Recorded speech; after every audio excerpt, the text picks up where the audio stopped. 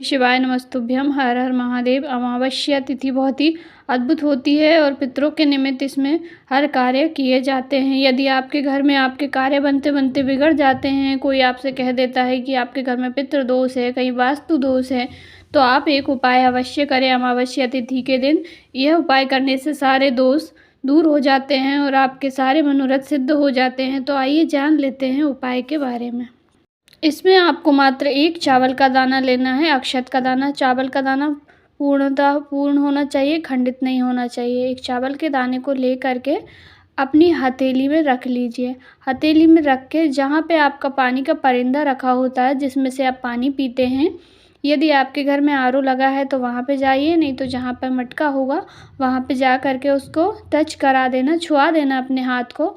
और उसके बाद एक घी का दीपक तैयार करना है आपको, और जिसमें गोल बाती होनी चाहिए, और एक लोटा शुद्ध जल। बस तीनों ही सामग्री को लेकर के आप भोलेनाथ के मंदिर चले जाइएगा।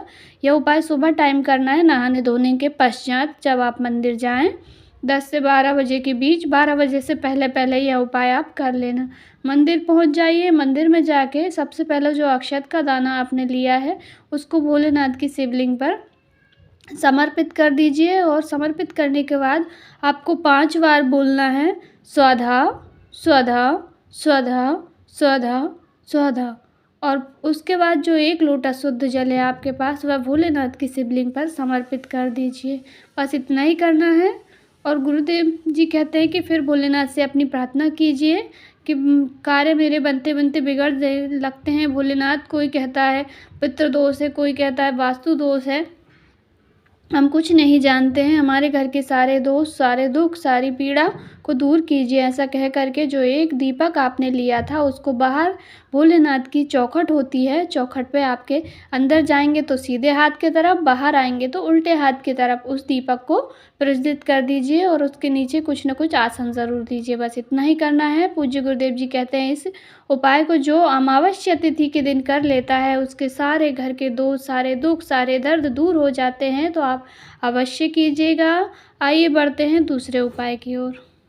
दूसरा उपाय किन लोगों के लिए जान लेते हैं, जिन्हें शनि रोग से शनि ग्रह परेशान कर रहा है, शनि दोष हो गया है, या जिस काम में हाथ डालते हैं वह कार्य पूरा होता ही नहीं है। दुकान खोली है उसमें भी उन्नति नहीं हुई, कोई व्यापार खोला है उसमें भी सफलता नहीं मिली, तो आप यह उपाय ज़रूर कीजिएगा। इसमें क्या करना है आपको, सुबह के शाम अगर आप पीपल के पेड़ के पास जाते हैं तो आप वहाँ से छाल निकाल के ले आइए, लेकर के आ जाइए पीपल की थोड़ी सी छाल। फिर उसको घर लाकर बाँट के पीस के उसका चंदन तैयार कर लीजिए, या फिर घिस करके उसका चंदन बना लीजिए, पेस्ट बना लीजिए। और फिर आपको एक लोटा शुद्ध जल लेना है, और वो पीपल का चंदन लेना है, और एक लेना है गोल बाती का दिया। बस 3 सामग्रियों की आवश्यकता है। उसको लेकर के आप चले जाइए किसी भी बेलपत्री के वृक्ष के नीचे। सबसे पहले बेलपत्री के वृक्ष के नीचे गए, फिर जो एक दीपक आपने लिया था उस दीपक को आप बेलपत्री के वृक्ष के नीचे प्रज्वलित कर दीजिए। बस दीपक को प्रज्वलित कर दिया, फिर महादेव जी के शिवलिंग के पास जाइए, और शिवलिंग पर जो भी फूल, बेलपत्री वगैरह चढ़े हुए हैं उन सबको साफ़ कर दीजिए। उसके बाद जो आपके पास चंदन है उस चंदन को भोलेनाथ की शिवलिंग पर अच्छे से लेपन कर दीजिए, पूरा लेपन कर दीजिए। और उसके बाद आप वहाँ पर से थोड़ी देर बैठिए, श्री शिवाय नमस्तु बोलिए। वैसे तो मंदिर में टाइम नहीं मिलेगी आपको, कोई और को भी जल चढ़ाना रहता है, इसलिए आप बस उसका लेपन कीजिए और फिर निकाल लीजिए फटाक से। अपने जो कटोरी लेकर गए हैं, जिसमें आपने कटोरी में जो चंदन घोल के ले गए थे उसी में आप रख लीजिए उसको। और एक लोटा शुद्ध जल पिपलेश्वर महादेव जी के नाम से भोलेनाथ की शिवलिंग पर समर्पित कर दीजिए, और अपनी कामना कह दीजिए कि मुझे शनि रोग परेशान कर रहा है, रोग बीमारी है, मेरे कार्य बनते बनते बिगड़ जाते हैं, मैं जिस कार्य में हाथ डालता हूँ या डालती हूँ वो कार्य पूर्ण होता ही नहीं है, महादेव जी मदद कीजिए, ऐसा कह करके। और जो चंदन आपने लिया है उसकी एक बिंदी लगा लीजिए अपने माथे पर, एक दूसरी बिंदी अपने कंठ पर, और तीसरा अपने हृदय पर। और इस चंदन को डब्बी में भर के रख लीजिएगा घर लाकर।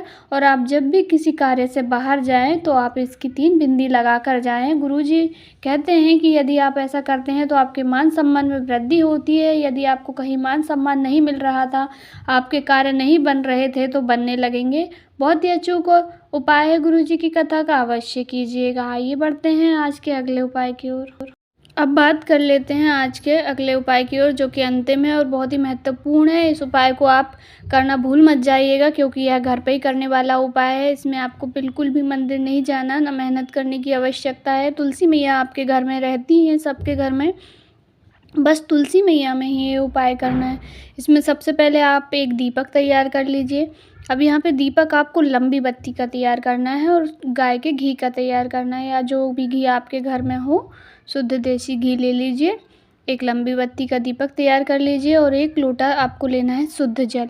1 लोटा शुद्ध जल ले लिया और उसमें आपको एक सिक्का डालना है। जो भी सिक्का आपके पास हो, 2 का, 5 का, 10 का, जो भी सिक्का हो, वो एक कलश के अंदर आप डाल लीजिए। उसको लेकर के पहुंच जाइए आपके घर के तुलसी मैया के गमले के पास, और फिर जो एक दीपक आपने तैयार किया था उसको प्रज्वलित कर दीजिए। और बत्ती का मुख दक्षिण दिशा की ओर होना चाहिए, क्योंकि यह उपाय आप पितरों के निमित्त कर रहे हैं।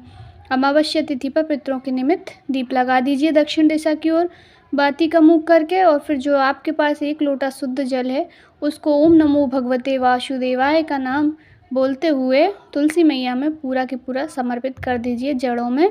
और उसके बाद आपको तुलसी मैया की 7 परिक्रमा करनी है। परिक्रमा करते वक्त भी आपको ओम नमो भगवते वासुदेवाय का मंत्र का जाप करते रहना है। 7 परिक्रमा होने के बाद ढोक विनती कर लीजिए और आ जाइए वापस।